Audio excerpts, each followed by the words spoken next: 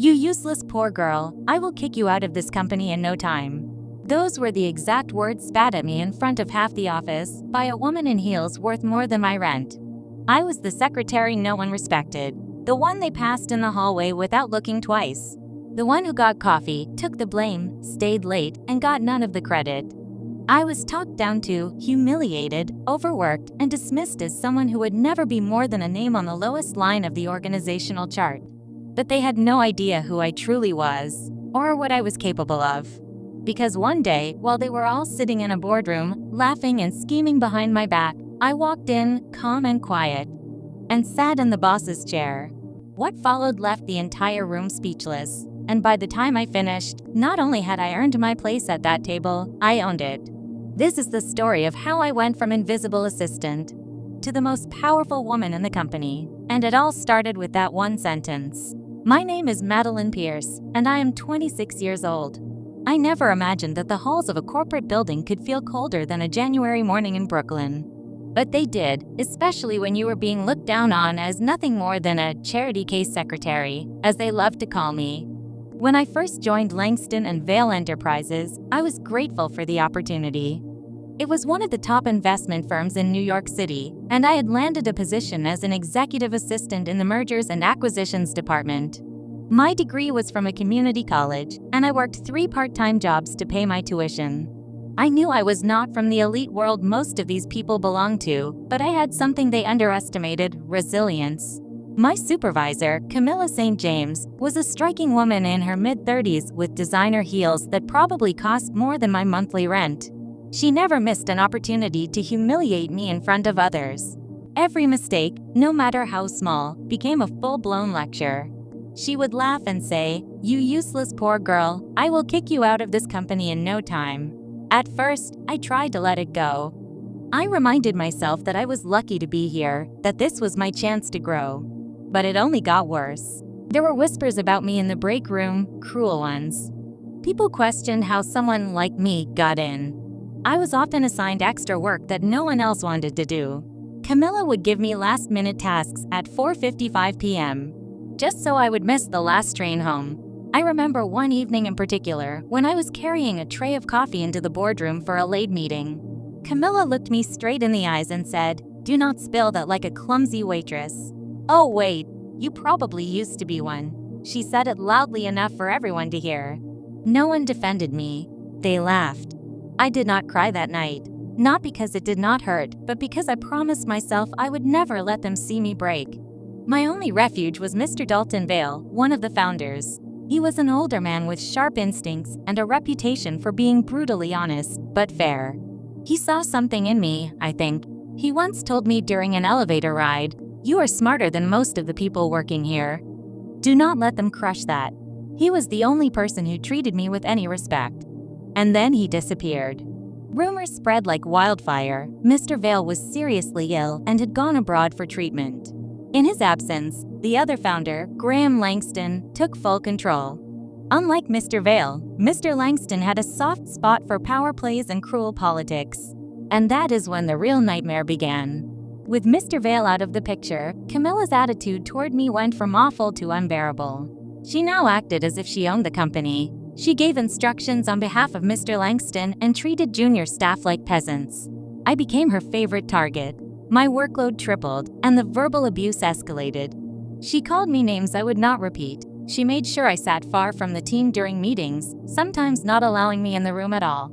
But I kept showing up, every single day. There was one incident that shifted something inside me. I was typing up a quarterly performance report, something I was not even supposed to handle, when Camilla stood behind me and whispered, "You know you will never sit at that table, right? You will never be like us." Then she walked off with her expensive perfume trailing behind her like a ghost. That night, I stayed late. I opened every file, studied every spreadsheet, read every report. I wanted to understand the language of that table she said I would never sit at. Weeks passed. I learned the patterns. I noticed things others did not. And one evening, I discovered a mistake, a major one, in the Q2 performance report that had been submitted to the board. It was hidden behind polished graphs, but the numbers did not match. I triple-checked everything. It was not just a mistake. It was a deliberate manipulation of financial data, enough to mislead investors. I printed out everything. I placed it in a folder and thought about what to do next.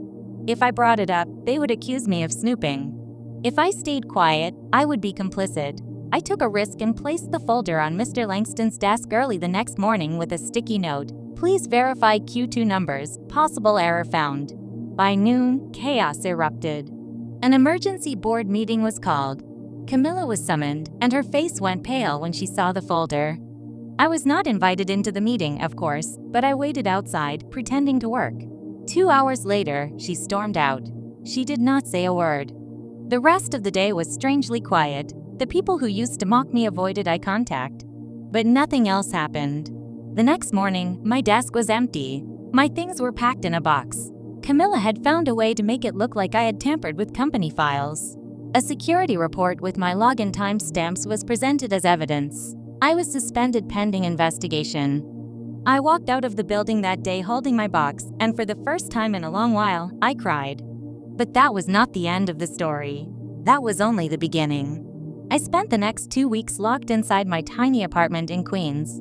My phone barely rang, except for one call from HR to tell me the investigation was ongoing and I would be informed of any updates.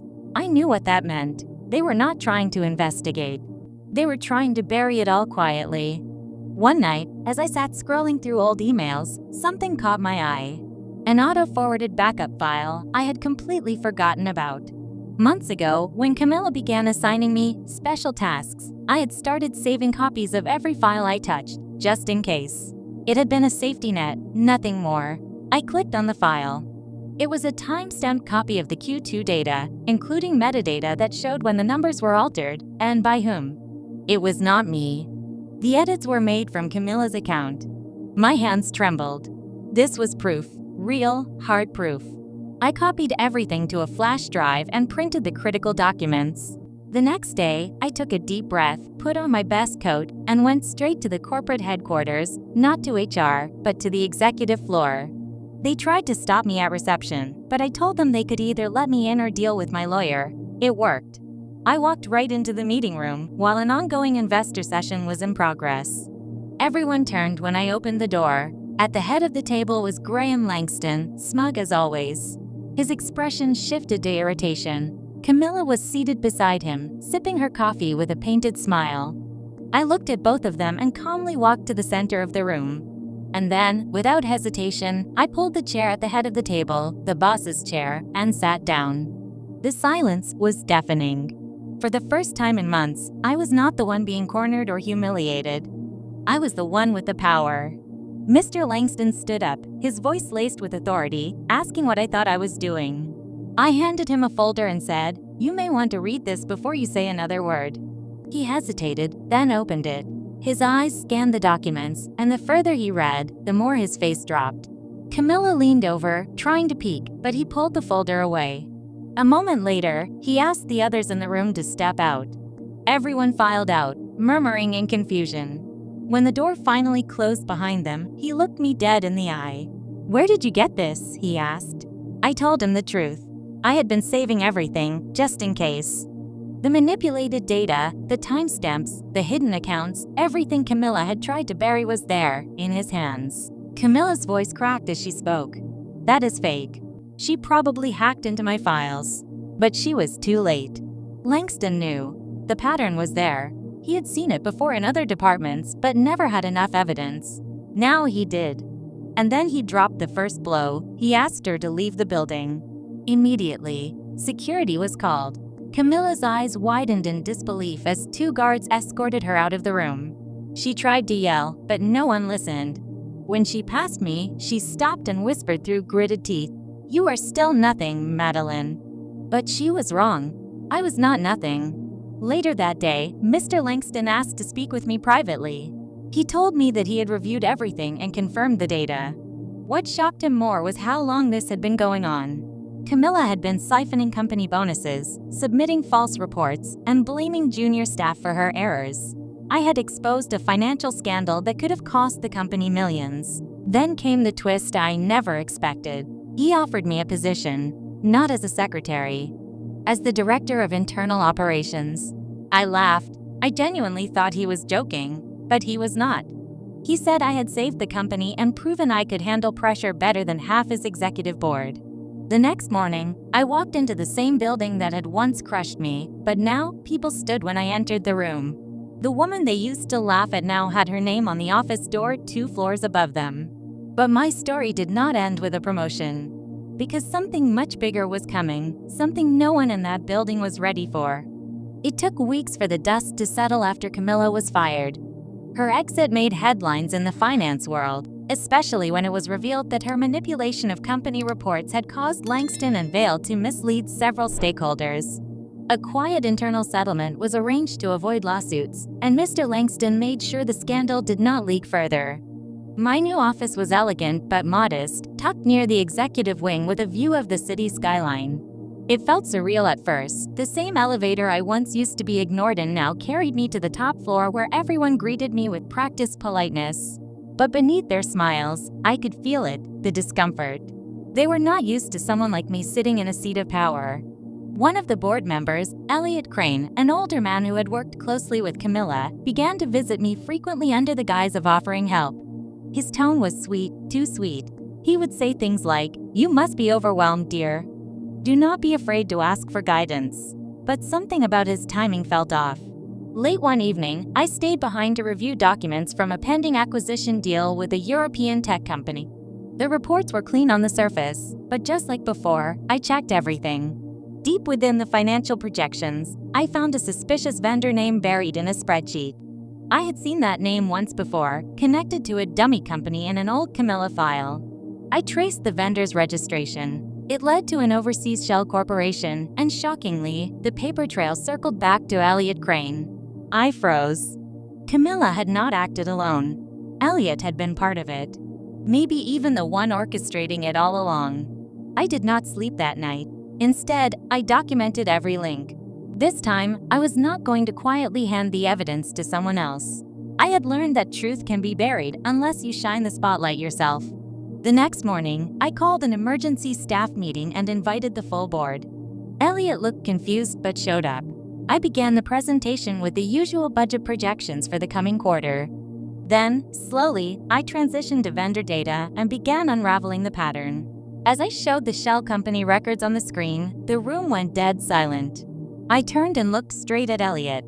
"This," I said calmly, "is who we have been unknowingly paying for software consulting services. Except it does not exist, and the payments link directly to a private account in your name." Gasps erupted across the room. Elliot tried to stand, but his voice cracked. He claimed it was a mistake, a clerical error, but no one bought it. Not this time. Langston stood up and said something I never expected him to say. He thanked me in front of everyone.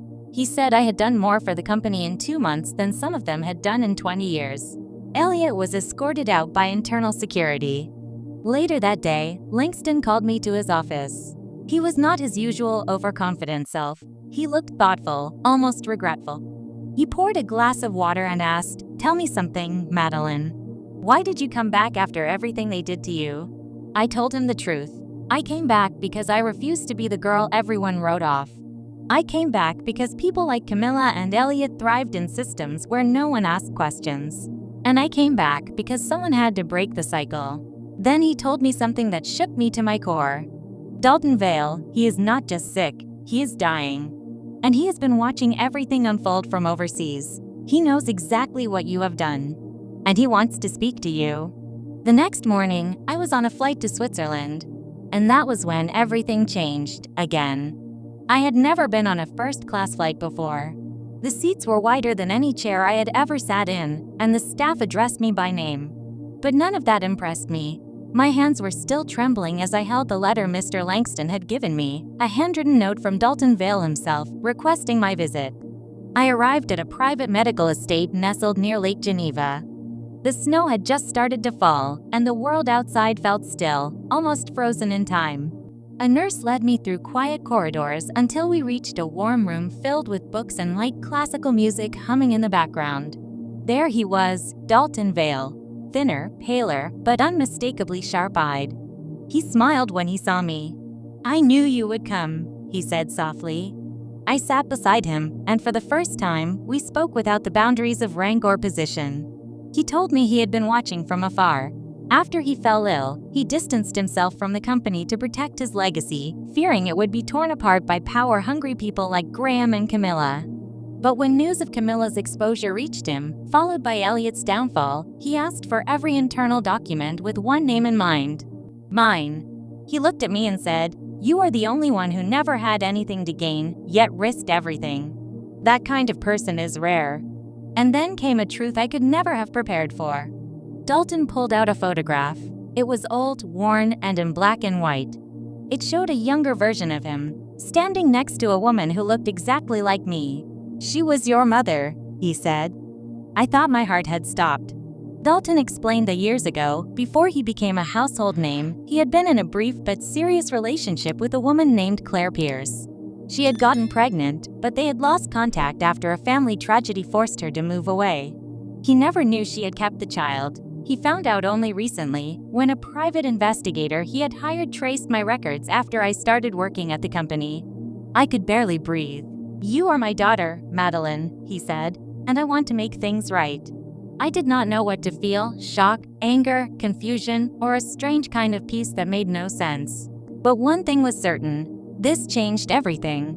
Dalton handed me a sealed envelope. Inside was a legal document, one that named me as the successor to his shares in Langston and Vale Enterprises, 35% of the company, more than Graham Langston owned. I flew back to New York in silence. When I returned, I did not go straight to work. I called a meeting. A shareholders' meeting. I had the authority now. Langston walked into the boardroom with the usual smirk on his face, but it faded quickly when he saw me seated at the head of the table again, this time, legally. I stood and presented the letter from Dalton, followed by the transfer documents. There was no room for debate. I had the backing. I had the legal right. And I had the votes. Langston tried to challenge it. He questioned the timing, the validity. But the board had already seen the writing on the wall. Then came a twist I had not planned. One of the younger board members, Ava Moreno, stood up and said, "I propose that we appoint Madeline Pierce as interim CEO while Mr. Vale recovers." The room paused. And then they voted. One by one, hands went up. Langston did not even stay for the result. He walked out before the final vote was cast. And just like that, the girl they had once called useless was now the acting CEO. But I had barely settled into the position when another storm began to brew, this time not from within the company, but from my past. The office looked different when I returned, not because the decor had changed, but because I had. People who once passed me in hallways without eye contact now nodded with forced smiles. The silence that used to feel heavy and dismissive now felt cautious, calculated. It was not respect. Not yet. It was fear. And I had no illusions about it. In my first week as acting CEO, I did not change much. Not publicly. I sat in meetings quietly, listened more than I spoke, and watched who adjusted to the change. And who resented it. But behind the scenes, I began a deep audit of every department, every contract, every person who had once been aligned with Camilla or Elliot. I was not out for revenge. I was hunting for DK. Because I knew they were not the only ones. It was during one of those late-night audits that I saw an unexpected name pop up. Tessa Warren. A name I had not seen since college. A girl I once called my best friend. Until the day she sent a private message to a professor accusing me of plagiarizing her work. I was nearly expelled. My scholarship was put under review, and I spent months rebuilding my academic record from scratch. She never confessed, and I never forgot. Now suddenly, she was listed as a creative consultant for one of our satellite offices. A quiet contract, a large payment, no deliverables. The next day, I called the head of that department and asked about the contract. He told me it had been authorized by someone at the top months ago as a favor. That someone was Graham Langston. I requested a video call with Tessa. When she appeared on the screen, her face froze for a second. She had not changed much, still polished, still charming. But her eyes said it all. She had not expected me to be here. "Madeline," she said slowly, "what a surprise." I kept my tone even. I do not believe in surprises anymore. Only intentions. What exactly were you hired to consult on? She hesitated. said it was branding strategy, internal communications. But she fumbled when I asked her to send samples. I ended the call with a smile and requested our legal team to review her contract for termination. That night, I received an email from an anonymous address. The subject line read, "You think you are safe. You are not." Attached was a photo of me, sitting alone at a cafe across from our building, taken earlier that day. I stared at the screen for nearly a minute. Someone was watching me. I forwarded the photo to our internal security and demanded a full review of building access logs and surveillance. I also hired a private cyber investigator the next morning. While that was underway, I continued my work. Dalton and I spoke by phone every few days. His voice was weaker now, but his mind remained sharp. He warned me that power comes with more enemies than friends. I told him I was already learning that firsthand. But I was not prepared for what happened next. During a live press conference I was holding to announce our company's new tech partnership, a reporter stood up and asked a question I was not expecting. "Madeline, care to comment on the rumor that you used blackmail to take down multiple executives to climb your way to the top?" The room fell quiet. I calmly responded that all leadership changes had been backed by verifiable documents and approved by board vote. But I could see it in the room. The seed had been planted. The smear campaign had begun. And I knew exactly who was behind it. Langston. Later that evening, my investigator sent a message. "Found something. We need to meet in person. Urgent." I met him in a coffee shop just outside the city. He slid me a folder. Inside were documents, emails, messages, phone records, linking Graham Langston and Tessa Warren to a coordinated defamation strategy. They had paid small media outlets to plant negative stories, pushed fake tips to bloggers, and even hired someone to tail me. But there was more. A second folder. This one had surveillance stills. Tessa. Meeting with someone I had never expected to see again. My father. Not Dalton Vale. The man who raised me. The man who left when I was 17. The man I thought had vanished from my life entirely. The man who had sold my name, my story, for money. I stared at the surveillance photo for a long time. My father, Jeffrey Pierce, leaning across a table, whispering something to Tessa with an envelope between them.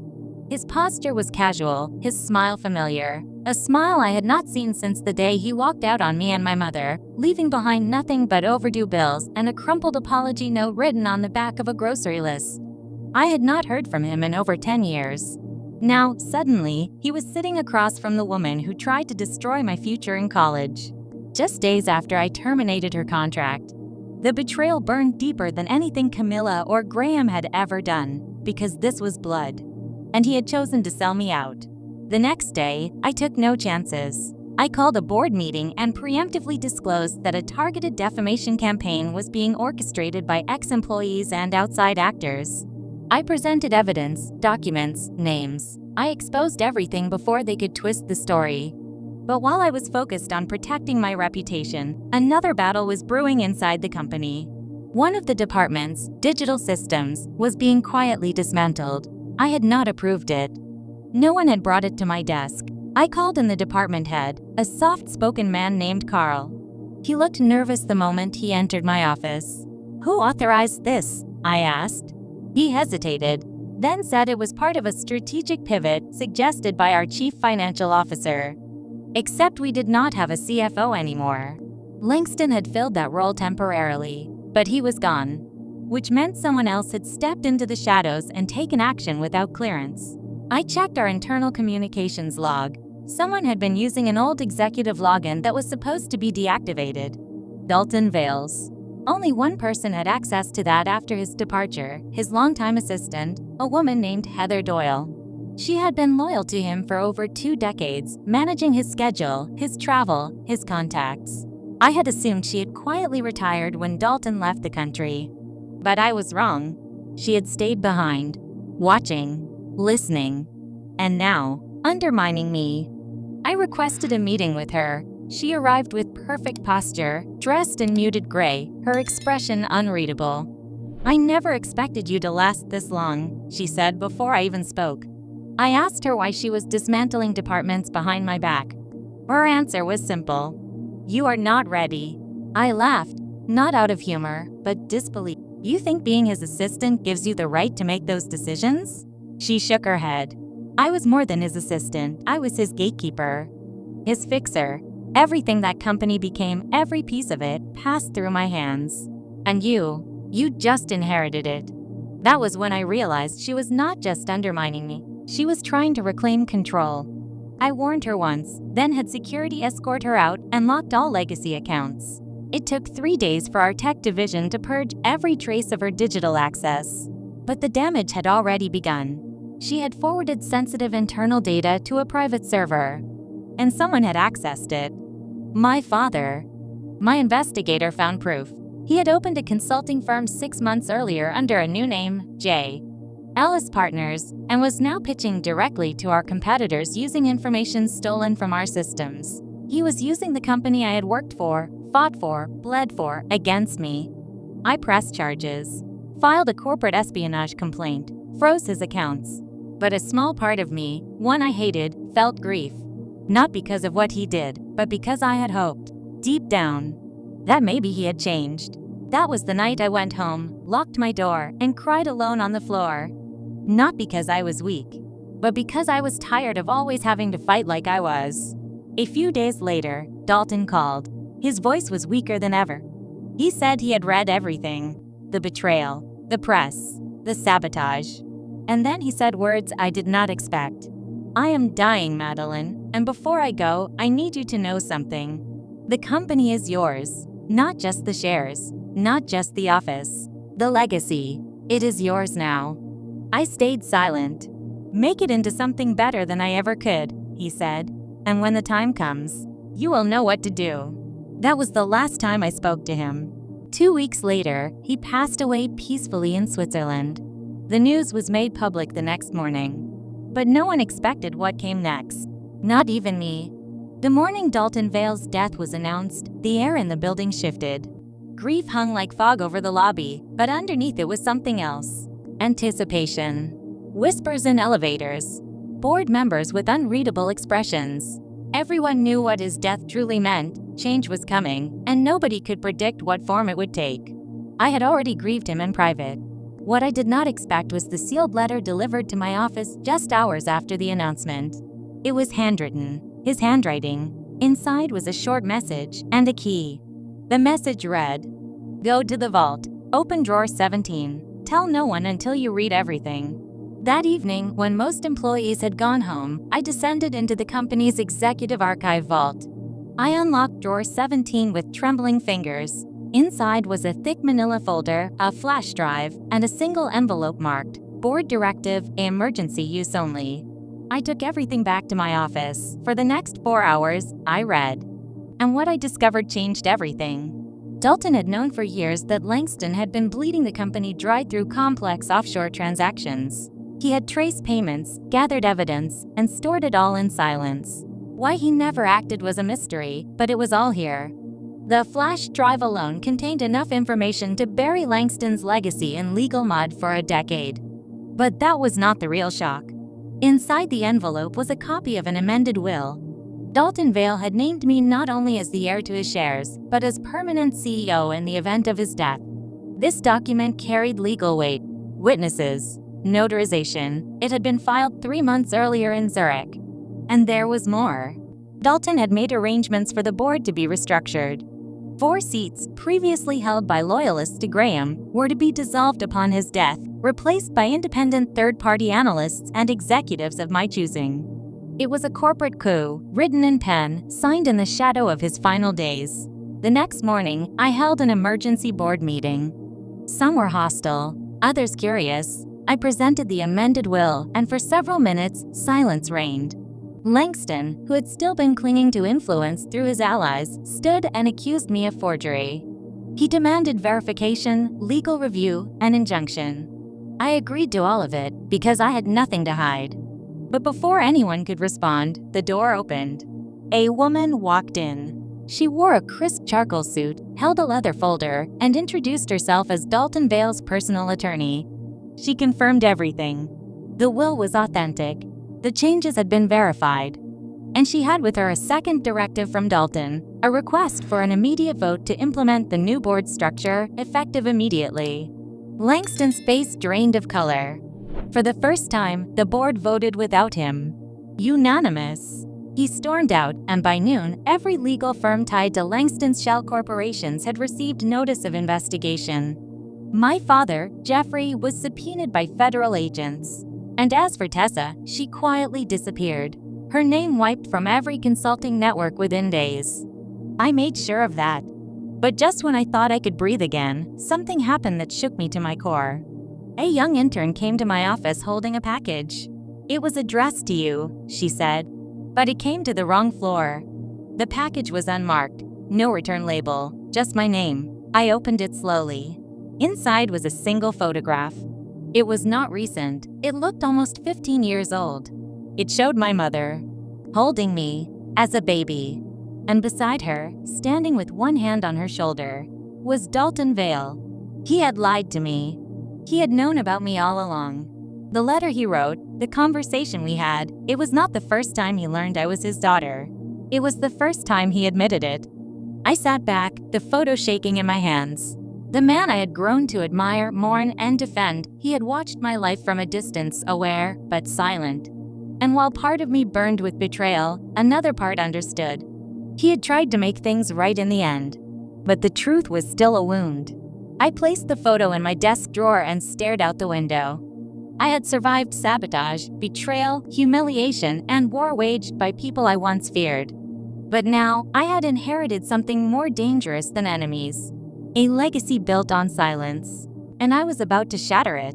I spent the entire night pacing my office, the photo of my mother and Dalton Vale haunting every corner of my mind. The man who had trained me, believed in me, protected me from corporate ruin, had also been the man who left me wondering for decades why my father had never been around. And now, he was gone. I would never get to ask him why he stayed silent. Never hear his explanation, his excuses, or his truth. But what I could do was choose what to do with the truth he left behind. The next morning, I stood before the full company, every floor, every department, every employee tuned into the live internal broadcast. I told them who I really was, not just Madeline Pierce, not just the assistant who had once been mocked, belittled, and pushed aside. I told them I was Madeline Vale, the daughter of the man who built the company. There was a collective pause in the air, as if the whole building inhaled at once and held it. Then I told them this. Legacy does not come from blood. It comes from action. From the choices we make when no one is watching. From the way we treat people who have nothing to give us. From the courage to change things that were once broken. I announced sweeping reforms. All employees would now receive full access to internal complaint systems with external oversight to prevent abuse like what I endured under Camilla. Promotions would be evaluated by third-party panels, removing personal biases and favoritism. And for the first time in company history, we would create a fund to support lower-income interns, because I knew what it was like to walk into an office and be treated like my value ended with my title. After the speech, I returned to my office. I did not expect applause. I did not want it. I wanted change. That afternoon, a young woman I barely recognized knocked on my door. Her name was Haley, 22, new intern, nervous eyes. She said, "I just wanted to say, I saw how they treated you when you were just a secretary.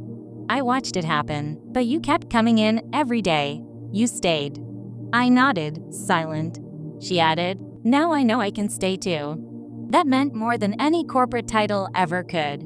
Over the next year, the company transformed. Old board members stepped down, new minds were brought in, diverse, curious, unafraid to challenge me. I welcomed it, because power unchecked becomes exactly what I had once suffered under. Langston? He went to court, lost everything. His name became a cautionary tale in business schools. My father, Jeffrey? I never spoke to him again. He sent one letter through a lawyer, asking for forgiveness. I never opened it.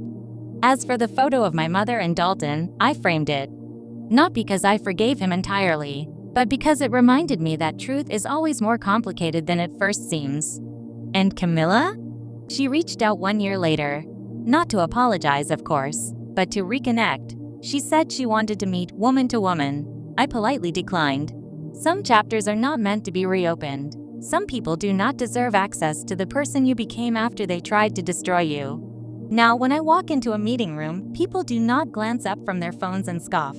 They stand, they listen, not because of my name or my power or even my title, but because I earned every inch of that seat I sit in. The same seat they once told me I would never deserve. I was the poor girl, the disposable secretary, the one they underestimated, humiliated, tried to erase. But now, I am the CEO, and they are all sitting down while I lead. If you have ever been underestimated, if someone told you that you were not good enough because of where you came from, what you wore, or the job title you held, remember this: your worth is not defined by their ignorance. It is defined by how fiercely you rise when they try to hold you down. This was not just a story about revenge.